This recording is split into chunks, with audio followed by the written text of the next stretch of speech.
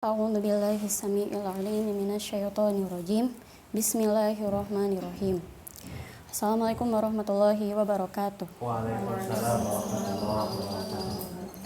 Alhamdulillahirabbil alamin wa bihi nasta'in wa ala umuri dunya waddin. Wassalatu wassalamu ala asrofil anbiya'i wal mursalin wa ala alihi washabihi ajmain amma ba'du. Jadi Allah telah berfirman dalam surat Al-Kahfi, walaqad sarrafna fi hadzal qur'ani linnasi min kulli masal. Nah, jadi Allah telah membuat perumpamaan itu dalam Quran tuh ada banyak ya. Tujuannya itu agar kita bisa mudah memahami gitu dan mudah ingat gitu. Nah, kemudian pasti di balik perumpamaan yang Allah berikan itu pasti akan ada hikmah. Nah, sebagaimana kita tahu, Amsal itu dibagi menjadi dua, eksplisit dan implisit. Nah, eksplisit itu ciri-cirinya ada huruf kaf dan juga ada kata-kata masal. Sedangkan implisit itu tidak ada kata-kata masal dan huruf kaf itu. Nah, yang di Quran ini lebih banyak yang eksplisit daripada implisit. Nah, yang ingin saya bahas di sini, saya merujuk pada surat An-Nur ayat 39. Jadi ini ayat yang eksplisit ya. Tuh. A'udzu billahi minasyaitonir rajim. Bismillahirrahmanirrahim. Walladzina kafaru a'maluhum kasarabim biqi'ati yasabuhu dzam'anu ma'a hatta idza ja'ahu lam yajidhu syai'aw wa wajadallaha 'indahu fawaffahu hisabah wallahu sari'ul hisab. Yang artinya, dan orang-orang kafir perbuatan mereka itu seperti fata morgana di tanah yang datar, yang disangka air oleh orang-orang yang dahaga, tetapi apabila didatangi tidak ada apapun dan didapati ketetapan Allah baginya. Lalu Allah memberikan kepadanya perhitungan amal-amal dengan sempurna dan Allah sangat cepat perhitungannya. Nah, jadi kenapa sih Allah menurunkan ayat ini? Ternyata ada asbabun nuzulnya. Nah, diceritakan atau dikisahkan ketika itu ada seorang pemimpin terkemuka Quraisy ya, dia bernama Utbah bin Rabi'ah.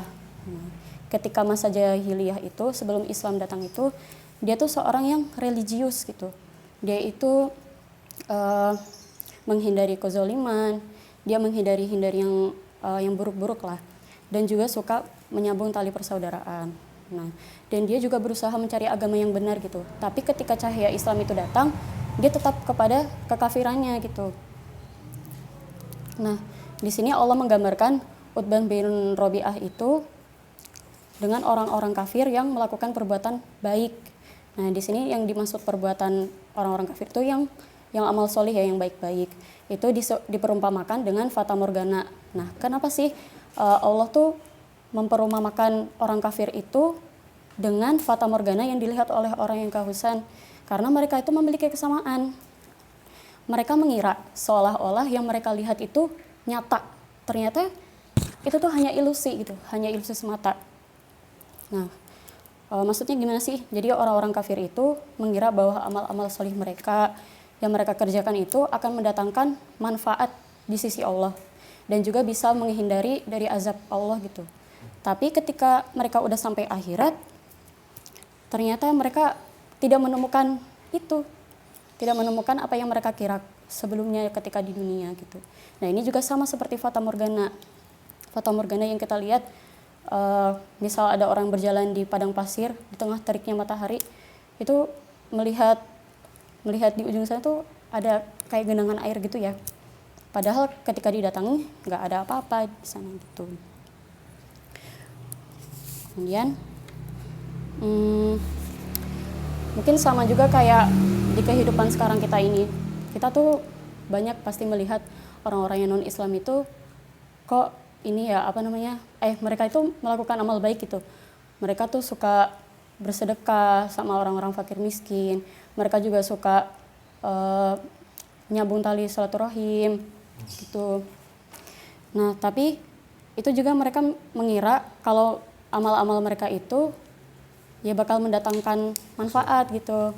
Dan dia pasti masuk surga, mereka pasti mengiranya begitu. Padahal belum tentu gitu. Terus kita pernah berpikir gak sih kalau misal orang-orang non-Islam tuh terlihat kayak bergelimang harta gitu, kayak banyak banget hartanya. Karena di situ Allah jelaskan di ayat ini wa wajadallahu indahu fawafahu hisabah. Nah, di situ Allah tuh memberikan nikmat-nikmatnya tuh ketika di dunia. Jadi Allah membalas kebaikan orang kafir itu di dunia, memberikan nikmat semuanya. Jadi ketika nanti di akhirat mereka tidak mendapatkan kenikmatan sedikit apapun gitu. Yang ada hanya siksa-siksanya. Nah, apa sih kesimpulan yang bisa diambil? Jadi dalam ayat ini Allah tuh ingin menggambarkan tentang keadaan orang kafir di akhirat. Jadi orang-orang kafir itu ketika di akhirat itu menjadi orang yang paling merugi. Kenapa? Karena yaitu tadi karena mereka mengira amal baik mereka itu bermanfaat dan bisa menyelamatkan mereka dari azab. Tapi ternyata faktanya bertolak belakang. Tidak sesuai dengan ekspektasi mereka gitu. Yang ada mereka diseret oleh malaikat ke neraka. Gitu. Nah, kenapa sih? Padahal tuh orang kafir tuh udah beramal baik, tapi kenapa masih masuk neraka? Karena mereka melakukan amal soleh itu tanpa didasari atau dilandasi dengan keimanan kepada Allah. Tuh. Jadi amalan mereka menjadi sia-sia dan menjadi orang-orang yang merugi. Sebagaimana Allah juga berfirman dalam surat Al-Kahfi, kalau nggak salah ayat 103 sampai 104. Iya. Qul hal nunabbi'ukum itu, yang artinya katakanlah Muhammad, apakah perlu kami beritahukan kepadamu tentang orang yang paling merugi perbuatannya? Kemudian dijelaskan di ayat selanjutnya, yaitu orang yang sia-sia perbuatannya dalam kehidupan dunia, sedangkan mereka telah berbuat sebaik-baiknya. Yaitu tadi dia merasa dia udah melakukan yang terbaik, ini loh aku tuh udah melakukan ini, aku tuh udah beramal solih, pasti aku bakal masuk surga kayak gitu. Ternyata belum tentu. Nah, hikmahnya apa sih yang bisa kita ambil dari sini? Nah, jadi yang namanya keimanan itu selalu digandengkan dengan amal solih. Nah, yang pertama, jika amal solih itu tanpa iman, itu ya sama dengan percuma, kayak orang-orang kafir tadi itu. Nah, di sini kita dapati bahwa keimanan itu menjadi harga mati ketika melakukan amal solih. Sebanyak apapun orang kafir itu mau melakukan amal solih, mau ngasih uang semuanya ke orang-orang fakir miskin atau apapun itu amal solih itu, tapi jika dia tidak beriman kepada Allah, maka itu menjadi sia-sia, amalannya tertolak dan tidak ada manfaatnya. Dan yang kedua, kalau tadi amal tanpa iman itu percuma, yang kedua iman tanpa amal itu hampa. Nah, ini bisa untuk orang muslim ya. Jadi sekarang tuh banyak orang muslim tuh yang mengaku Islam tapi dia tidak melakukan amal solih, sholat ditinggalkan kayak gitu. Nah, itu tuh bisa membuat jiwanya tuh kosong gitu. Kenapa? Karena di dalam jiwa yang kosong itu ia seperti terombang-ambing dalam ketidakmengertian. Dia tuh nggak tahu kemana arah hidupnya, tujuan hidupnya apa. Padahal jelas dalam ayat wa ma khalaqatul jinna wal insa illa liya'budun. Jadi hidupnya tuh tujuannya untuk beribadah, bahkan dia tidak mengerti tentang siapa dirinya sendiri.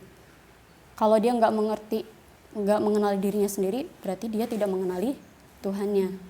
Sebagaimana Rasulullah juga pernah bersabda, man arafa nafsahu faqad arafa rabbah. Barang siapa mengenal dirinya, maka dia mengenali Tuhannya. Kita tahu kita tuh manusia tuh lemah ya.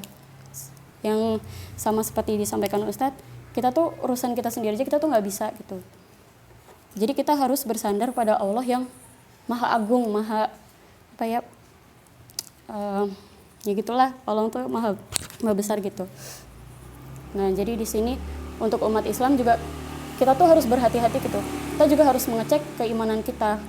Kita tuh udah benar-benar beriman belum sih kayak gitu, dalam melakukan itu tuh udah benar-benar lillah nggak sih kayak gitu. Jadi harus selalu dicek ulang terus keimanan kita. Karena bukti orang beriman itu dia menjalankan perintah Allah dan menjauhi larangannya. Nah, mungkin sekian yang bisa saya sampaikan. Jika banyak kesalahan itu datangnya dari saya sendiri. Ya. Jika ada kebenaran itu pasti dari Allah. Ya, wassalamualaikum warahmatullahi wabarakatuh. Juhudul masykur wa ma'jur, Masya Allah, ini penting, esensial sekali. An-Nur 39 sebetulnya akan bagus sekali kalau ditambah dengan An-Nur 40. Itu nyambung ya. nyambung gitu. Ya, An-Nur 39 itu ya betapa orang-orang kafir ya, orang-orang kafir itu kecelik gitu ya. Kalau bahasa kita tuh kecelik. Kecelik itu bahasa formalnya terkecoh. Yang dia mendamba dan menyongsong sesuatu itu yang mereka mungkin harap itu akan menghasilkan sesuatu. Ternyata tadi betul ya, gambarannya di hari kiamat. Ya, ternyata tidak menghasilkan apapun. Ya. Padahal itu panas sekali kan. Kalau itu gambaran tepat betul ketika di hari kiamat. Mereka itu masuk ke dalam hari kiamat itu tadinya confident gitu. Sudah melakukan banyak sekali hal di dunia. Ya. Dan ada yang baik-baik di situ. Oh, bekalku banyak. Ya, kita tahu pertama kiamat itu panas sekali, ya kan? Panas sekali. Kemudian apapun yang menyerupai air, sarop di situ. Sarop itu artinya ya tadi apa namanya? Siluet air gitu ya. Siluet air dari jauh itu kelihatannya seperti air. Itu di mana? Di Ti'ah. Ti'ah itu Ardun Mumbasatun atau Ardun Mumbasatotun. Tanah yang lapang, yang luas sekali gitu ya. Jadi datar. Fata Morgana itu kelihatan ketika emang tanah yang tidak ada apa-apanya. Kalau banyak pohon malah justru nggak kelihatan Fata Morgana kan. Ya, dia kelihatan ketika tanah itu tandus ya, kemudian seperti tidak ada apa-apa gitu. Nah, itu apa disangka airnya ternyata kok tidak ada ya. Ini supaya menjadi pelajaran. Dan jangan sikapi, sekali lagi. Jangan selalu mensikapi bahwa ayat-ayat buat orang kafir itu tidak berlaku pada kita. Nah, kita tuh sering melewatkan ayat-ayat buat orang kafir. Ya, termasuk ini. Ya, walladzina kafaru itu sering kita lewatkan. Padahal sebetulnya pelajarannya amat berharga buat kita. Jangan sampai kita termasuk orang yang kecelek. Ya, tadi yang dikatakan Ayu tadi betul ya. Modalnya harus iman. Melakukan amal soleh itu modalnya harus iman, dan beramal soleh itu juga harus tanpa iman itu hampa. Tanpa iman itu hampa. Itu pelajaran penting sekali. Simetrisnya betul ya, pada Al-Kahfi 103. Teman-teman Ustaz minta secara khusus kalau bisa mentadaburi itu. Itu termasuk orang yang kecelek. Ya. Alladzina dhalla sa'yuhum fil hayatid dunya. Ya, wa yahsabuna annahum yuhsinuna sun'a. Itu kaidah kehidupan. Ya, kenapa Allah memberi masal begitu? Terlampau banyak yang begitu. Ya, justru karena terlampau banyak orang yang masuk dalam lubang itu, Allah ngasih pagar. Ya, pagarnya bunyinya tadi itu. Ya, apakah engkau ingin aku beritahu tentang orang yang paling merugi? Bukan hanya rugi, paling merugi. Ya, apa dikatakan di situ? Alladzina dhalla sa'yuhum fil hayatid dunya. Mereka dengan kata-kata sa'yun kita udah tahu apa sa'yun ini. Ada berusaha, ya. Mereka ada daya, ada mereka mengusahakan sesuatu. Ya. Tapi dhalla, ya, sesat. Seperti kita kalau melakukan perjalanan tapi tersesat itu, kita sudah melakukan perjalanan. Bukan kita diam di tempat. Ada usaha yang sudah dikeluarkan. Kemudian apa yang terakhir tadi? Ya, wa yahsabuna annahum, tapi mereka itu mengira, tadi kecelek tadi. Mereka itu sudah melakukan hal yang baik. Ya, itu penting. Dalam ayat yang lain kita juga mendapati ini juga seperti simetris. Ya, wa qadimna ila ma amilu min amalin faja'alnahu haba'an setan itu ya sudah melakukan sesuatu yang seperti sudah melakukan sesuatu, seakan-akan sudah melakukan sesuatu yang baik, ternyata itu sirna. Tadi pemaparannya bagus ya. Kemudian kalau misalnya itu dilanjutkan ke ayat 40 itu masih masalah sebetulnya. Tadinya mau Ustaz, Oh gitu ya. tapi pusing. Ya itu masih masalah dan itu bagus ya, bagus sekali. Ya itu betapa misalnya ya di situ kan sebetulnya Allah itu memberi perumpamaan manusia itu dibagi jadi dua. Ya, orang yang beriman dan orang yang kafir ya, orang dalam kesesatan. Ditambah lagi sebetulnya ya, orang yang kesesatannya itu dalam kesesatan juga dibagi dua. Ya, ada yang mereka itu tadi mengira mereka itu yang perumpamaan pertama seperti orang yang sudah mengerjakan sesuatu, tapi tidak memperoleh. Itu masih mending. Masih mending di situ. Ya, walaupun sudah tidak dapat apa-apa juga ya, penyesalan. Tapi ada yang lebih parah daripada itu. Mereka tanpa ilmu, mereka tanpa berusaha, mereka ngikutin bapak mereka sendiri ya, yang digambarkan pada ayat selanjutnya. Apa bunyinya itu? Au kadulumatin. Fi Au bahri. kadul fi bahril lujji Fi yaghshawma. bahril lujji itu di tengah samudra yang mungkin palung kalau bahasa sekarang. Palung dalam sekali, amik ya. Lujji itu amik, dalam sekali. Ya. Yakshahu yaghshawma min ya, yang ditutup oleh ombak. Di atasnya lagi ada ombak. Ya, di atasnya lagi ada awan. Gelapnya begitu. Kenapa? Kegelapannya banyak sekali. Kita catat di sini ya. Ya, ada zulumat itu. Kegelapan demi kegelapan. Allah itu memberi masalah sangat indah di situ. Ada zulmatul jahal, ada kejahilan, ada kegelapan kekafiran, ada kegelapan mengikuti hawa nafsunya, ada kegelapan ragu-ragu, ada kegelapan tidak mau mengikuti kebenaran, ya, dan kegelapan mengingkari apa yang dibawa oleh Nabi Muhammad SAW dan sebagainya. Itu